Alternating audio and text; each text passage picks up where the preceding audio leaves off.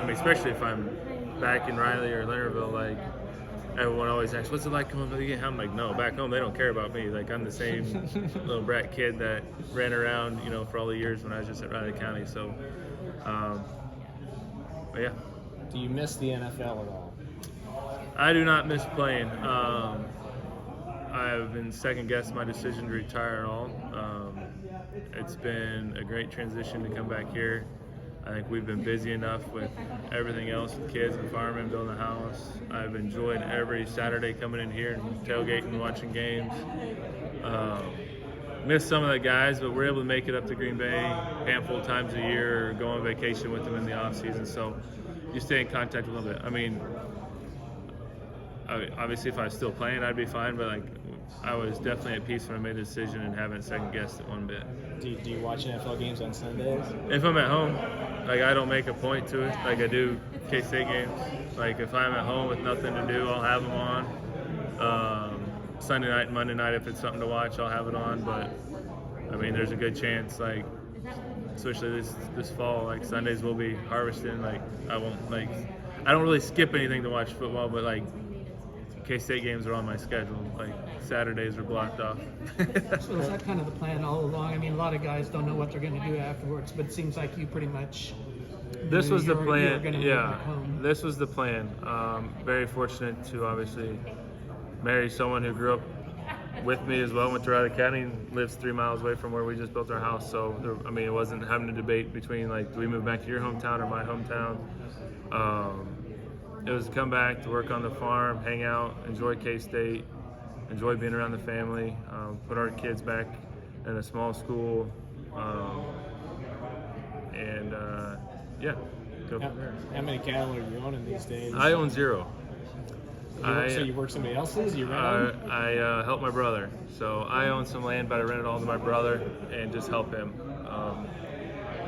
It honestly makes farming easier that way, with all the financial side of stuff. Like, and it allows me to leave when I want to leave. My grandpa asked me, we were cutting beans a couple years ago. He said, "When are you gonna get your own cattle?" I'm like, "Never." He's like, "When are you gonna start farming your own crops?" I'm like, "Never." He's like, "Why?" I said, "Because I'm leaving at 4:30 today to go do something. That is why." So when I'm around, I'll help. But if I need to run and go back to Wisconsin and do some stuff, or go on vacation or whatever, or want to, I don't. It's not my obligation. But I would say we're 75% still farming. It's just, it makes everything just easier by just renting it all to him. I know you didn't necessarily play with Darren, but what do you, from what you've seen, what makes him a Hall of Fame kind of player? Everything. I mean, what he did, not only here at K-State, but in the NFL, was incredible. I can vividly remember his freshman year here, and the move he put on everyone, like 5 guys against USC on the left sideline over here on like the 30-yard line. It was his ability to kind of do everything. Run the ball. Obviously, everyone's going to talk about his size, but his durability to be able to do that. To be able to do kick returns, punt returns, to catch it out of the backfield. I thoroughly enjoyed watching him play at New Orleans when he was there, because I feel like Sean Payton maximized everything he brought to the table. And then I think Philadelphia did the same thing. Obviously, the Chargers did a little bit, but I think when he went to New Orleans, and Sean Payton's such a great offensive mind.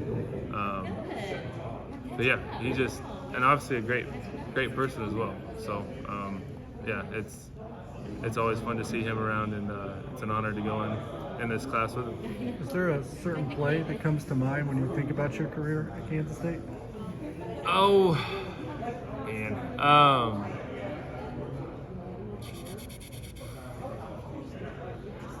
I mean, I think one here would be that I don't like picking it because we lost to him, and I don't like that we lost to him, so I don't want to mention it. I think the big one here would be the one against Aqib Talib.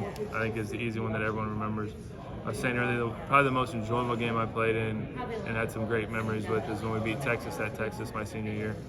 Had a punt return in that game that was like 89 yards or 92 yards or something. We also had a kickoff return that game.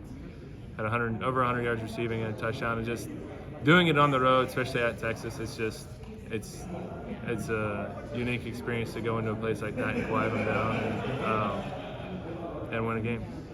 Looking back, is it kind of funny it took you so long to switch to receiver full time?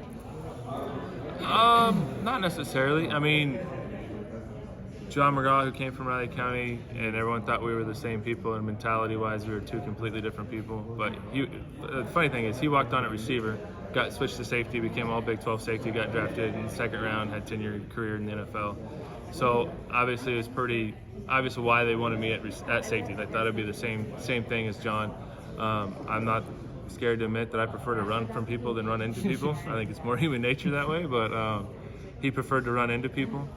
And so it's something that took time. I mean, it's interesting to look at, and people think, oh, you didn't play your first, but like to be able to play 3 years when you're at, a program like K-State, that's a lot of playing time. So I was very happy that they switched me to receiver. I think personally, I kind of knew that would be a better fit. Never played receiver, so I think that also made it difficult for them to do it. It wasn't like I played receiver in high school. But yeah, when it happened, I was definitely all in, and things moved along quickly. Was it Coach Schneider who first broached that to you, or who? I think actually Coach Kosh, who was a linebacker coach, the coordinator here, was maybe part of the conversation. Obviously, Coach Schneider called me into his room, into his office, and brought it up as the first I knew that they were even talking about it. It definitely there wasn't any dialogue back and forth like with any other coaches of like, hey, what do you think if we would do this? Would you before? He brought me into his office and asked if I would do it, and like I've always said, like what 19-year-olds can sit there and argue with Coach Snyder and tell, I think I would be better, So so obviously said yes, and knew and was happy about the decision. You said that people, when you came here and people thought you were the same as McGraw. Why do you think people thought that? Just because of same school, same body build. We all can be honest. There's not too many white receivers out there, so there's more white safeties than receivers. So I think that's just the easy route. But honestly, I think if you asked anyone back home, they knew it was different. Just like I said, mentality-wise, I think it takes a special player to play defense. Those guys run into a wall daily, and it's pretty crazy.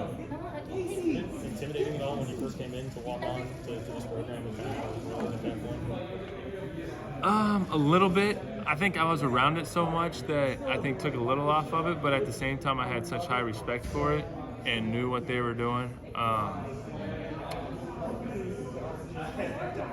So I think part of that as well, like growing up around, I knew some of the guys but didn't know them, but also had super respect for them. And I'm a very quiet guy for a long time until I truly get to know you. And so I probably kept to myself and just, honestly, probably for the first years, it was great to be a part of it. And I mean, my first year here, that's the year we won the Big 12, so obviously we were rolling and it was great. And it's a little disappointing we didn't win as many games as I wish we would have when I was actually playing, but yeah, it's still great to be a part of it.